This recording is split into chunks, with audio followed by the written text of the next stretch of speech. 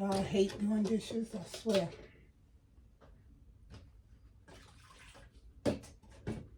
I filled this pot with Ajax and a little bit of bleach. And just to let y'all know, I always wash my dishes with a little bit of bleach in it. I've been doing it since I first moved out. My mother used to do it when we were young. She used to do it, and it just got me in the habit of doing it. So this pot is filled with dishwashing liquid and bleach.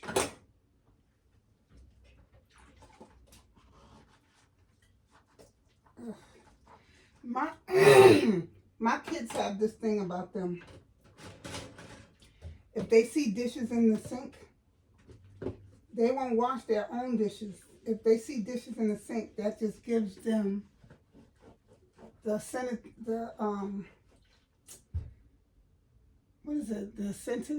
incentive to put their dishes in the sink and not wash them.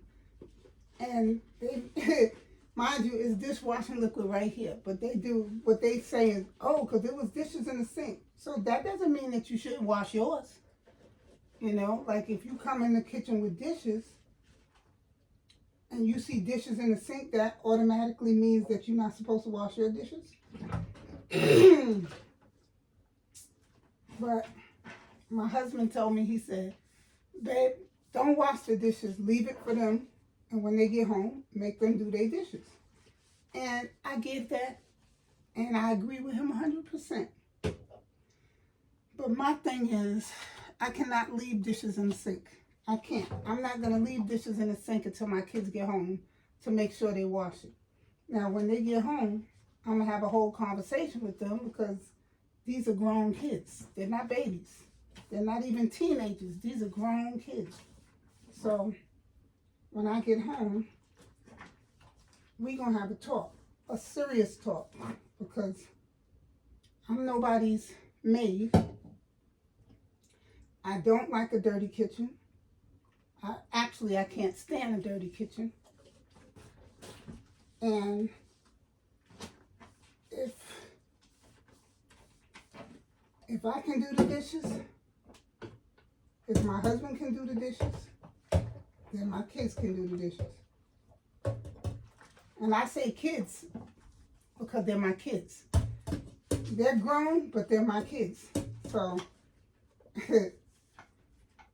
just in case some of you was like, why are you calling me your kids? Because they grown. Yeah, they are grown, but they're still my kids. I'm not going to call them by their name. They're my kids. But they're my grown kids. Well, anyway.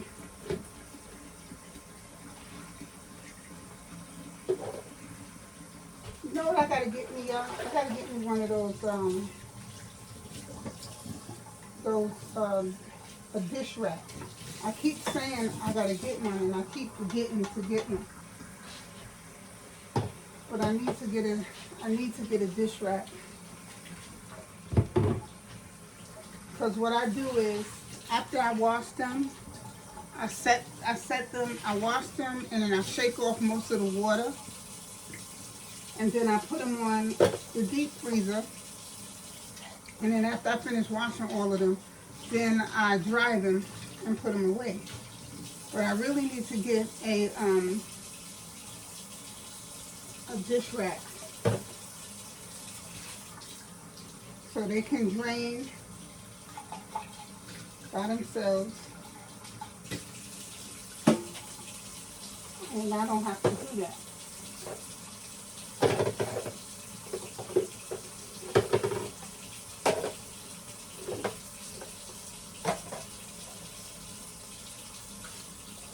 And y'all, my mother is in the hospital again. I don't know if I told y'all. I think I did, but I'm not 100% sure. But my mother had broke had broke her ankle. She had broke her ankle. She had an operation and she was recovering at home.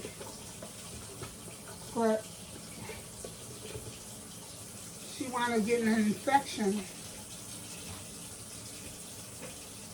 And they was trying to treat the infection at home with antibiotics, but I guess the medication wasn't strong enough, so it wasn't working. So when she went to her regular doctor's visit,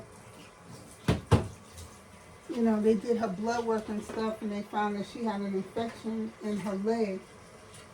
In her leg. And that it had got to the bone in her leg. The infection got to the bone. So now she has to have several surgeries. At first they said 3. First they said she had to have 3 surgeries. And that in itself was enough. 3 surgeries. But then when they examined her infection a little more closely, they realized that 3 surgeries wasn't going to be enough. So she has to have several surgeries. And from what they said, she might need a transfusion, a blood transfusion.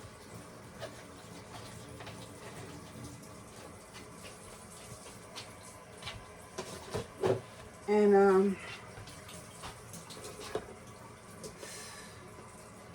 yeah, so the good thing is that she's not scared. You know, I spoke to her and I asked her, was she scared? She said no. She said she know God got her. And I told her, well, if you're not scared, then I'm not scared. You know? And so so tomorrow's Thursday. Tomorrow's Thursday. I keep saying no. Tomorrow's Thursday, December 11th. And she'll be having surgery tomorrow.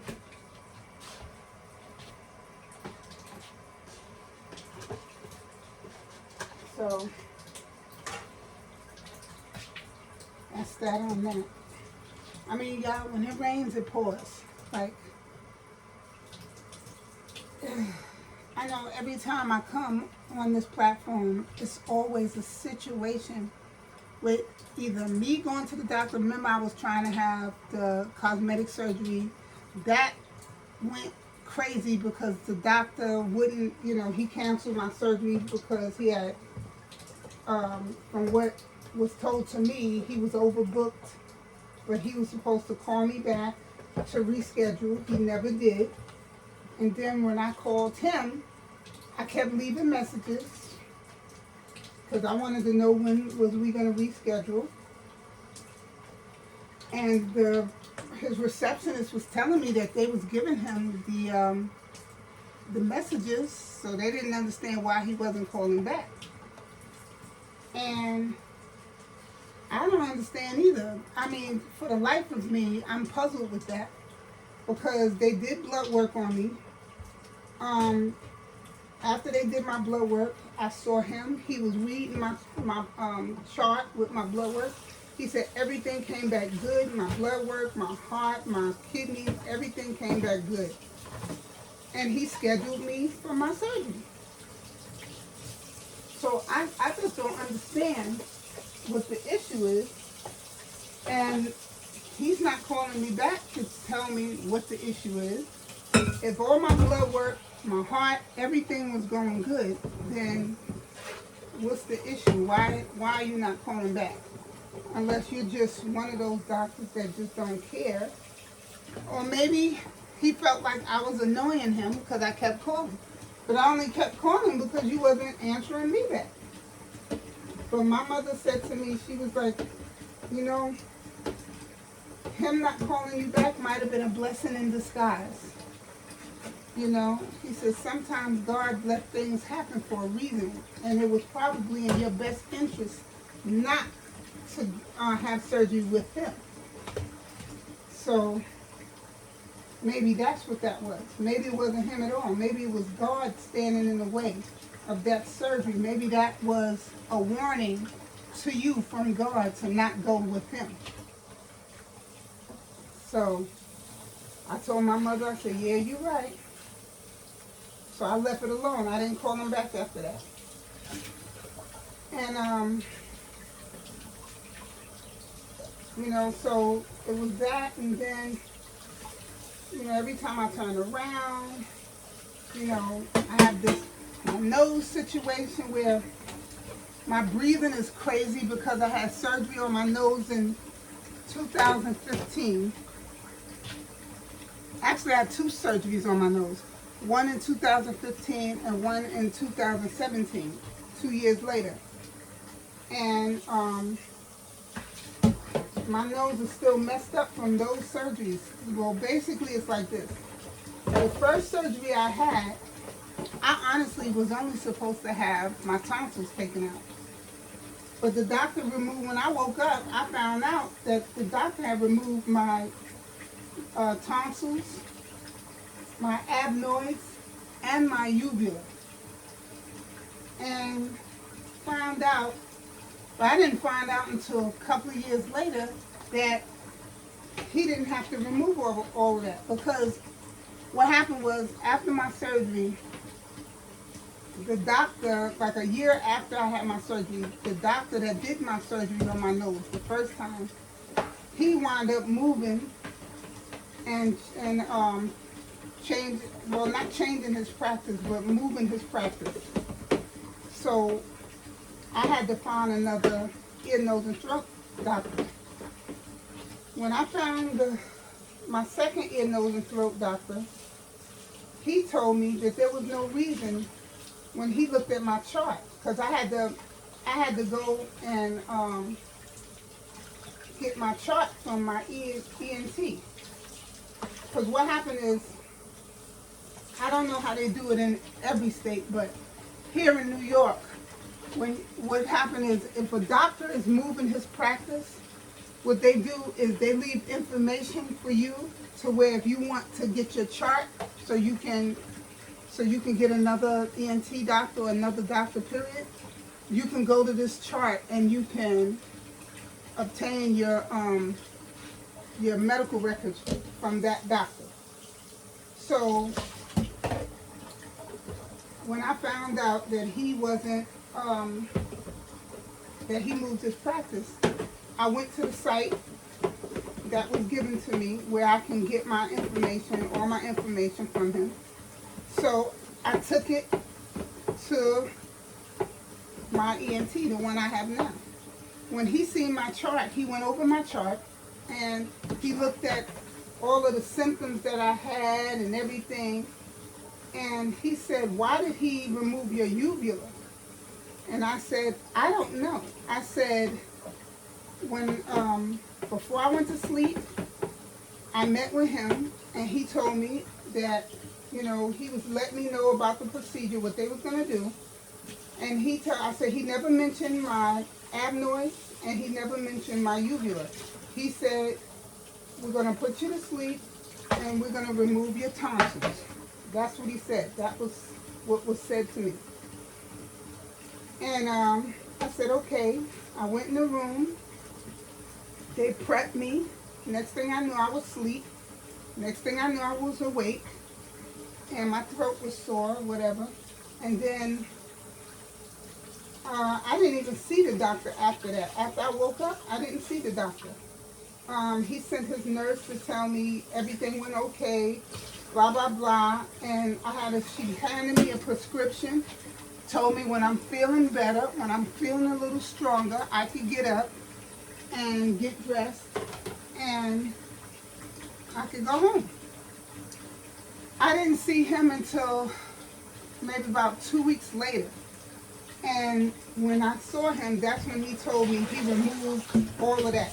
And I asked him why, because he told me he just needed to remove my tonsils. So I was pissed off.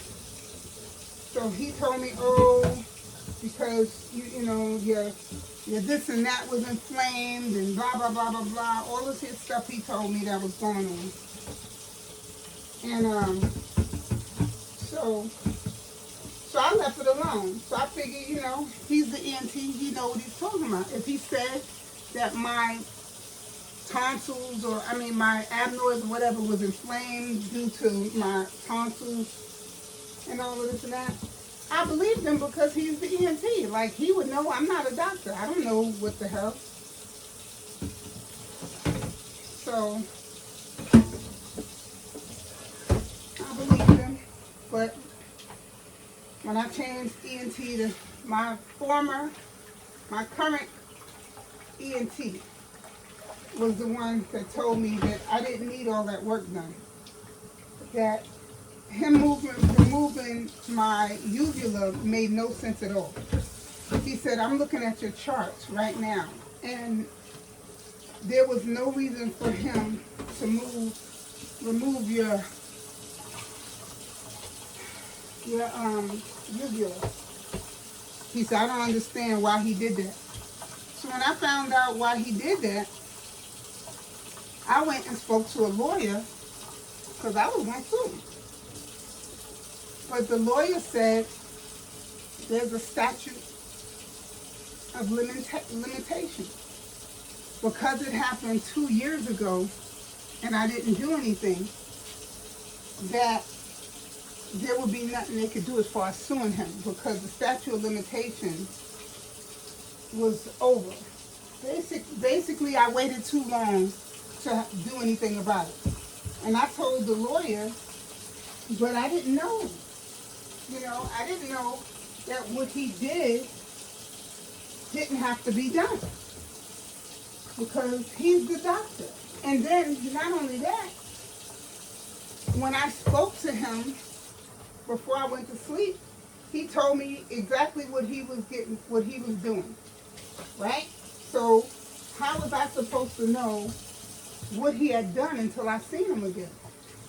Once I woke up, I didn't see him again for 2 weeks, for the first 2 weeks after I had my surgery. And when I saw him, he told me that my tonsils, my uvula, my adenoids, all of that was inflamed. And it was because of my tonsils, because my tonsils was messed up. And it caused me to have an infection in my uvula and my adenoids and all of that. So I just believed him because I'm like, okay, well, he did the surgery. He knows what he's doing. I'm pretty sure when he told me what he was doing to me, he didn't mention taking out anything else. So when he went in and seen that it was inflamed, he realized then, he went in thinking he was going to do one thing and had to wind up doing something else. And, I know that happens with doctors a lot of times. A lot of times they'll go in thinking it's one problem and it wind up being more than one problem. But the ENT that I currently go to now, he's an ENT specialist. And he said there was no reason, looking at your charts, there was no reason for him to take out your uvula. He said we don't usually do that in surgery. He said there's no reason for him to do that. But it took me too long, so I wasn't able to sue because, believe me, I tried to. But it happened 2 years ago, and the lawyer said that no lawyer would take that case because of the time span. I didn't do anything about it. I didn't complain about it, And I'm like, well, I did not know. I didn't know to complain about it. I didn't know there was something I could have or should have been complaining about. He's the ENT. He did the surgery. I didn't know until 2 weeks later. And he told me that he went in there to do one thing and he had to wind up doing something else because my situation was worse than what he thought it was. So how am I supposed to know? He's a doctor. I'm going by what he's telling me. I can only go by what he's telling me because he's the one that knows. So I'm assuming that he did everything the way he was supposed to have done it. It wasn't until I switched. If he wouldn't have moved his practice and if I wouldn't have had to find another ENT, I wouldn't have never knew that my uvula wasn't supposed to be moved. And y'all, the reason why I'm saying this to say this, right? Because every time I come on here, I'm coming on here with a different situation. I don't know if y'all tired of hearing about my medical situations, but I'm just being honest with y'all and I'm telling y'all what's been going on in my life with my health and stuff like that. And I know a lot of times people go, oh my gosh, every time I turn around, she's sick or something's going on, da da da da da. Okay, yeah, I understand some people get tired of it and they're like, oh, she's always sick. Or she's something always going on with her. But that's life. It's always something out of the blue. That's not anything I can help. I can't help when something goes wrong, or if I get a cold, or if I wind up having to have surgery, if, like with my shoulders, if I have inflammation in my shoulders and stuff like these things happen. As you get older, you wind up having situations that you've never had as a young person. And a lot of people on this platform, they get on here and they get tired of hearing about your sad story. But believe it or not, you're going to have a sad story too, sooner or later. You know what I'm saying? Everybody gets old. And with age comes the aches and the pains and the conditions. And you start looking at yourself and you're like, why me? Why I got to have all these things? And I'm going to tell you why. Because a lot of the things that we have are hereditary. But because we're young, they don't bother us because our bodies are still fresh. It's still young. It's still vibrant. We're able to take on stuff. We don't notice little aches and stuff. But as we get older, these symptoms start to show up. So you might not want to hear about it. You might think, oh, I'm tired of hearing about it. But it's going to be your situation one of these days. And I'm not saying everybody gets sick and everybody is going to have issues. But the majority of us do. The majority of us do. Even if it's a little aches and pains here and there, you wake up in the morning, you go to stand up and you have a little back pain. That might be your only issue. Through your whole entire life, the only issue you might have is a little back pain. You might have a little cramping in your fingers or whatever. But as you age, everybody's going to get a symptom. Regardless of what it is, we all going to wind up with something. Because our bodies are not young no more. They're not vibrant no more. Even when you work out, you can work out every day of the week. You still going to have aches here and there. You know what I'm saying? So, like I said, I don't like coming here all the time telling y'all this hurt, that hurt, this bothers me, that bothers me. But I'm just being honest because it's a part of life. And it's a part of my life as of right now. You know what I'm saying? As much as y'all hate listening to it, and I'm not saying y'all do hate listening to it, but for those that do hate listening to it, as much as y'all hate listening to it, I hate feeling it. I hate knowing it. I hate going to the doctor and the doctor tells me, oh, this is bothering you, that's bothering you. As of right now, the only problem I have is my nose and my shoulders. I don't have any crazy medical issues. It's just that the issues I have with my nose, like I said, I had 2 surgeries and it still didn't really help. So I might have to have a 3rd one. I don't know. I'm hoping not. But so far, everything that they've done to open up the passageway of my nose hasn't worked. You know, they keep giving me like Flonase and all these other remedies like saline and spray my nose with this stuff. You know, I did a demonstration the other day of me spraying the stuff in my nose that the doctor prescribed for me. But it's like there's nothing keeping my nose from closing up on me. So I don't know how long they're gonna be testing me out. And that's another thing I'm getting tired of. I'm tired of all the tests. Find something that works and let me be. Like, you know, if I have to have surgery, then let's have surgery. But all these different, let's try this, let's try this. Like if I'm a class experiment or something. Let's try this. Let's see what this does. You know what I'm saying? Find a cure, or as close as you can get to a cure, and let me go on with my business. Like me taking all these different medications and stuff to see if it'll work. I'm like, I'm not with it. Anyway, y'all.